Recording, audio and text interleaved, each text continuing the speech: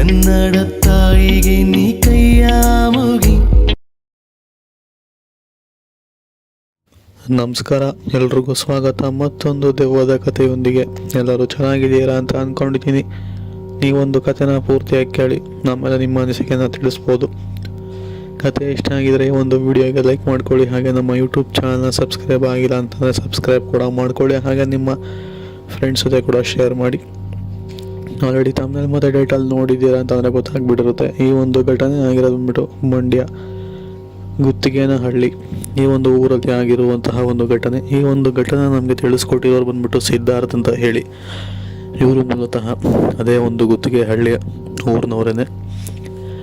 ಇವರ ಜೀವನದಲ್ಲಿ ಆದಂತಹ ಒಂದು ಘಟನೆನ ಅವರು ನಮ್ಮೊಟ್ಟಿಗೆ ತಿಳಿಸ್ಕೊಟ್ಟಿರುವಂಥದ್ದು. ಸೊ ಅವರು ನಮ್ಮೊಟ್ಟಿಗೆ ಯಾವ ಥರ ತಿಳಿಸಿದಾರೋ ನಾನು ಕೂಡ ನಿಮಗೆ ಅದೇ ರೀತಿ ಹೇಳ್ತಾ ಹೋಗ್ತೀನಿ. ಪೂರ್ತಿಯಾಗಿ ಕೇಳಿ, ಎಲ್ಲೂ ಕೂಡ ಸ್ಕಿಪ್ ಮಾಡಬೇಡಿ. ಸೊ ಸಿದ್ಧಾರ್ಥ ಹೇಳಿರೋ ಪ್ರಕಾರ ಈ ಒಂದು ಘಟನೆ ಆಗಿರೋದು ಬಂದ್ಬಿಟ್ಟು ಅವರ ಜೀವನದಲ್ಲಿನೇ ಆಗಿರುವಂಥದ್ದು. ಹೇಗೆ ಒಂದಿನ ಅವರು ಇರುವಂತಹ ಊರು ಬಂದು ಮಂಡ್ಯದ ಗುತ್ತಿಗೆಹಳ್ಳಿಯಲ್ಲೇ ಇರುವಂಥದ್ದು. ಸುಮಾರು ವರ್ಷಗಳಿಂದ ಅಲ್ಲಿ ವಾಸವಾಗಿರುವಂಥದ್ದು.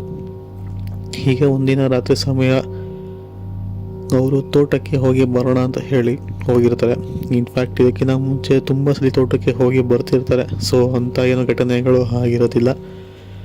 ಇವರು ಕೂಡ ಗಮನಕ್ಕೆ ಬಂದಿರೋದಿಲ್ಲ. ಎಲ್ಲ ಕೂಡ ವಿಚಿತ್ರ ಅನಿಸುತ್ತೆ, ಹೊಸ್ದಾಗಿ ಅನಿಸುತ್ತೆ ಈ ಒಂದು ಕಥೆನ ಕೇಳಿ. ಸೊ ಅವತ್ತೊಂದಿನ ಇವರ ಗದ್ದೆಗೆ ಹೋಗಿರ್ತಾರೆ. ಏನೋ ವಿಷಯವಾಗಿ, ಅಂದರೆ ನೀರು ಕಟ್ಟಿರೋದು ತುಂಬಿದೆಯೋ ಇಲ್ವೋ ನಿಲ್ಲಿಸ್ಬಿಟ್ಟು ಬರೋಣ ಅಂತ ಹೇಳಿ ಹೋಗಿರ್ತಾರೆ ಟಾರ್ಚ್ನ ತಗೊಂಡು. ಸೊ ಹೋಗಂತಹ ಸಮಯದಲ್ಲಿ ಹೋಗಿ ನೋಡ್ತಾರೆ ನೀರು ತುಂಬಿದೆಯಾ ಇಲ್ವೋ ಅಂತ.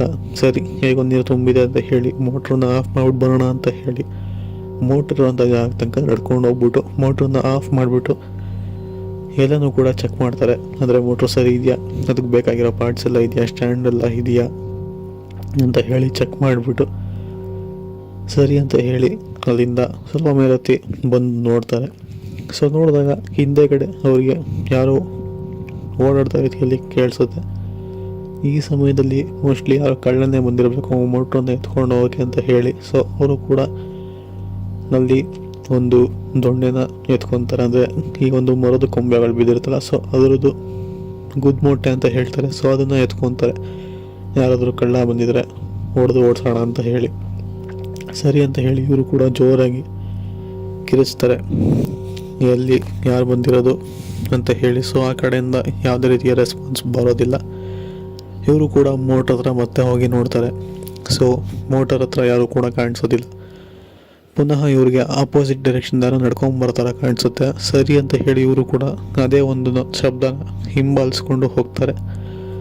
ಆದರೆ ಅಲ್ಲಿ ಏನೂ ಕೂಡ ಕಾಣಿಸೋದಿಲ್ಲ. ಇದಾದ್ಮೇಲೆ ಮೇಲೆ ಏನೋ ಹಾರೋದ ರೀತಿಯಲ್ಲಿ ಪುನಃ ಕೇಳಿಸುತ್ತೆ. ಸರಿ, ಯಾವುದೋ ಪಕ್ಷಿ ಇರಬೇಕನೋ, ಬಿಡು ನವಿಲು ಇರಬೇಕನೋ, ಅದು ಓಡಾಡಿರೋದು ನಮಗೆ ಈ ಥರ ಕೇಳಿಸಿರ್ಬೋದು ಅಂತ ಅಂದ್ಕೊಂಡು ಸುಮ್ಮನೆ ಆಗ್ತಾನೆ ಸಿದ್ಧಾರ್ಥ ಅವರು ಕೂಡ.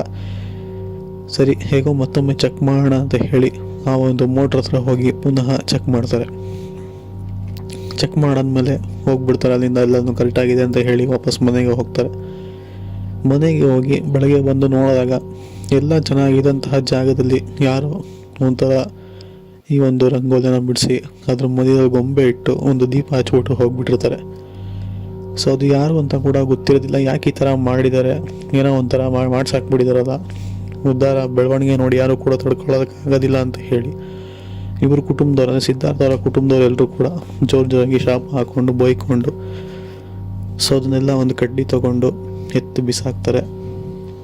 ಬಿಸಾಕಾದ್ಮೇಲೆ ಸರಿ ಅಂತ ಹೇಳಿ ವಾಪಸ್ ಹೋಗ್ತಾರೆ. ವಾಪಸ್ ಹೋಗಾದ್ಮೇಲೆ ಒಂದು ಸ್ವಲ್ಪ ದಿನಗಳು ಕಳ್ಕೊಂಡು ಪುನಃ ನೀರು ಕಟ್ಟಬೇಕಾಗಿ ಬಂದಿರುತ್ತೆ. ಸರಿ ಅಂತ ಹೇಳಿ ನೀರು ಕಟ್ಟೋದಕ್ಕೆ ಸಿದ್ಧಾರ್ಥ ಅವರೊಬ್ಬರೇ ಯಾವಾಗಲೂ ಬಂದಂಗೆ ಟಾರ್ಚ್ನ ಹಾಕ್ಕೊಂಡು ಬರ್ತಾರೆ ಒಬ್ಬರೇ. ಸೊ ಅದೇ ಒಂದು ಮೋಟ್ರ್ ಹತ್ರ ಹೋಗಿ ಈ ಸರಿ ನೀರು ಕಟ್ಟಬೇಕಾಗಿರೋದಲ್ಲ, ಆದ ಕಾರಣ ಮೋಟ್ರನ್ನ ಆನ್ ಮಾಡೋಣ ಅಂತ ಹೇಳಿ ಸ್ವಿಚ್ ಬೋರ್ಡ್ಗೆ ಕೈ ಹಾಕ್ಬಿಟ್ಟು ಮೋಟ್ರನ್ನ ಆನ್ ಮಾಡಿ ಬಗ್ ನೋಡ್ತಾರೆ. ಸೊ ಬಗ್ ನೋಡಿದಾಗ ಒಂದು ಬೆಚ್ಚಿ ಬೀಳೋಂತಹ ದೃಶ್ಯ ಕಾಣಿಸುತ್ತೆ. ಇವರು ಬಗ್ ನೋಡ್ತಿರೋ ಸಮಯದಲ್ಲಿ ಅವರ ಎದುರುಗಡೆ ಯಾರೋ ಆಪೋಸಿಟಾಗಿ ನೋಡ್ತಿರೋ ಥರ ಅವ್ರಿಗೆ ಕಾಣಿಸುತ್ತೆ. ಎಷ್ಟು ಕೆಂಪಾಗಿತ್ತು ಆ ಒಂದು ಕಣ್ಣುಗಳು ಅಂತಂದರೆ ಇವರು ಮುಂದೆ ಸುಮ್ಮನೆ ಗಾಬರಿ ಹೋಗ್ತಾರೆ. ಯಾರೋ ಇವರು ಆ ಒಂದು ಮೋಟ್ರನ್ನ ಬಗ್ ನೋಡ್ತಿರೋ ಥರ ಅದೇ ಮೋಟ್ರ್ ಸಂದಿಯಿಂದ ಮತ್ತೊಬ್ಬರು ಇವರು ನೋಡ್ತಿರೋ ಥರ ಕಾಣಿಸ್ಬರುತ್ತೆ.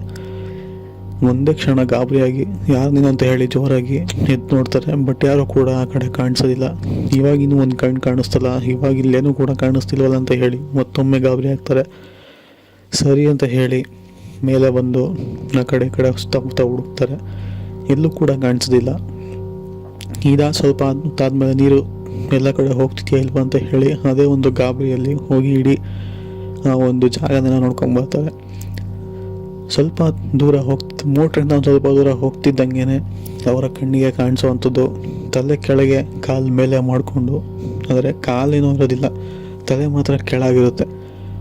ಸೊ ಈ ಥರ ಒಂದು ಕಣ್ಣು, ಕೆಂಪಾಗಿರುವಂತಹ ಕಣ್ಣು ಅವ್ರ ಕಡೆನೇ ಜೋರಾಗಿ ಓಡಿ ಬರ್ತಿರೋ ಥರ ಅವ್ರಿಗೆ ಕಾಣಿಸುತ್ತೆ. ಅಂದರೆ ಎಷ್ಟು ವೇಗವಾಗಿ ಬರುತ್ತೆ ಅಂದರೆ ಅಷ್ಟು ವೇಗವಾಗಿ ಓಡಿ ಬರ್ತಿರೋ ಥರ ಕಾಣಿಸುತ್ತೆ. ಇವರು ಅಲ್ಲಿಂದ ಗಾಬರಿ ಬಿದ್ದಂಥವ್ರು ಅಲ್ಲಿದ್ದಂತಹ ಕಲ್ಲನ್ನ ತಗೊಂಡು ಹೊಡೆಯೋದಕ್ಕೆ ಶುರು ಮಾಡ್ತಾರೆ. ಹೊಡಿತಾರೆ ಕೂಡ ಎರಡು ಬಿದ್ದಾದ್ಮೇಲೆ ಅದು ವಾಪಸ್ ಅಲ್ಲಿಂದ ಎಷ್ಟು ಜ್ವರ ಓಡಿ ಬಂತು ಅಷ್ಟೇ ಜ್ವರ ವಾಪಸ್ ಓಡೋಗುತ್ತೆ. ಸೊ ಇವರು ಅಲ್ಲಿಂದ ಫಸ್ಟು ಎದ್ನೋ ಬಿದ್ನೋ ಅಂತ ಹೇಳಿ ಓಡಿ ಬರ್ತಾರೆ ಮನೆಗೆ, ಜೋರಾಗಿ ಕೂತ್ಕೊಂಡು ಬಾಯಿ ಹೊಡ್ಕೊಂಡು ಓಡಿ ಬಂದು ಮನೆ ಇದ್ದವ್ರನ್ನೆಲ್ಲ ಎಬ್ಸಿ ಈ ಥರ ಏನೋ ತಲೆ ಕೆಳಗೆ ಮಾಡಿಕೊಂಡು ಕಾಲೇ ಇರಲಿಲ್ಲ, ಅದು ಕಣ್ಣು ಫುಲ್ಲು ಕೆಂಪಾಗಿತ್ತು, ಆ ಥರ ಎಷ್ಟು ವೇಗವಾಗಿ ಓಡಿ ಬಂತು ಅಂತ ಅಂದರೆ ಕಲ್ಲು ಹೊಡೆದು ಓಡಿಸ್ತು ಎಲ್ಲನೂ ಹೇಳ್ತಾರೆ. ಸರಿ ಅಂತ ಹೇಳಿ ಬೆಳಗ್ಗೆ ಎದ್ದು ನಾವು ಒಂದು ಗದ್ದೆ ಹತ್ರ ಹೋಗಿ ಪೂಜೆನ ಕೂಡ ಮಾಡಿಸ್ತಾರೆ. ಸೊ ಪೂಜೆ ಮಾಡಿಸ್ತಿರ್ಬೇಕಾದ್ರೆ ಅವ್ರಿಗೆ ಆ ಒಂದು ಏನು ಕಾಣಿಸ್ಕೊಂಡಿತ್ತಲ್ಲ ಅದು ಬೆಳಗ್ಗೆ ಹೊತ್ತು ಕೂಡ ಕಾಣಿಸಿರುವಂಥ ಪೂಜೆ ಮಾಡೋ ಸಮಯದಲ್ಲಿ ಅವರ ಎದುರುಗಡೆ, ಅಂದರೆ ಪೂಜೆ ಮಾಡುವವರ ಎದುರುಗಡೆ ತಲೆ ಕೆಳಗೆ ಕಾಲೇ ಇಲ್ಲದೆ ಇರುವಂತಹ ಒಂದು ವಿಕೃತವಾಗಿರುವಂಥ ಒಂದು ಏನಂತೀರ ಒಂದು ಶೇಪ್ಲೆಸ್ ಬಾಡಿ ಅಂತಲೇ ಹೇಳ್ಬೋದು. ಸೊ ಅದು ಅವರ ಮುಂದೆನೇ ಒಂದು ಜೋರಾಗಿ ಬಾಯಿ ಪಡ್ಕೊಳ್ಳುತ್ತೆ. ಇದೆಲ್ಲ ಅವರು ರಿಯಲ್ಲಾಗೇ ನೋಡಿರೋ ಅಂಥದ್ದು. ಸೊ ರಿಯಲ್ಲಾಗಿ ಆದಮೇಲೆ ಆ ಒಂದು ಸ್ವಾಮೀಜಿಯವರು ಕೂಡ ಅದನ್ನು ಬಂಧಿಸಿ, ಸೊ ಇಲ್ಲಿ ಸ್ವಲ್ಪ ಸಮಯ ಯಾರು ಕೂಡ ಬರೋದಕ್ಕೆ ಹೋಗ್ಬೇಡಿ, ಇದು ಹೇಗಿದೆಯೋ ಜಾಗ ಅದೇ ರೀತಿನ ಬಿಟ್ಬಿಡಿ, ಅದಾದಮೇಲೆ ನಾನೇ ಒಂದು ಸಮಯ ತಿಳಿಸ್ಕೊಡ್ತೀನಿ, ಆವಾಗ ನೀವು ಬಂದು ಪುನಃ ಮತ್ತೊಂದು ಪೂಜೆ ಮಾಡಿಸಿ ಆಮೇಲೆ ಮುಂದುವರಿಸಿ ಅಂತ ಹೇಳಿ ಅಲ್ಲಿಂದ ಹೋಗುವಂಥದ್ದು. ಸೊ ಅದಾದಮೇಲೆ ಅವ್ರು ಹೇಳೋ ಥರನೇ ಸ್ವಲ್ಪ ಸಮಯ ಬರೋದಲ್ಲೇ ಆಮೇಲೆ ಆ ಜಾಗಕ್ಕೆ ಮತ್ತೆ ಪೂಜೆ ಮಾಡಿಸಿ ಇವಾಗ ಎಲ್ಲ ಸರಿ ಇರುವಂಥದ್ದು. ಸೊ ಇದಾಗಿತ್ತು ಅವ್ರು ಕೊಟ್ಟಿರುವಂತಹ ಕತೆ. ಇಷ್ಟ ಆಗಿದೆ ಅಂತ ಅಂದ್ಕೊಂಡಿದ್ದೀನಿ. ಸಿಗೋಣ ಮತ್ತೊಂದು ಕಥೆಯೊಂದಿಗೆ. ಅಲ್ಲಿವರೆಗೂ take care, good bye friends.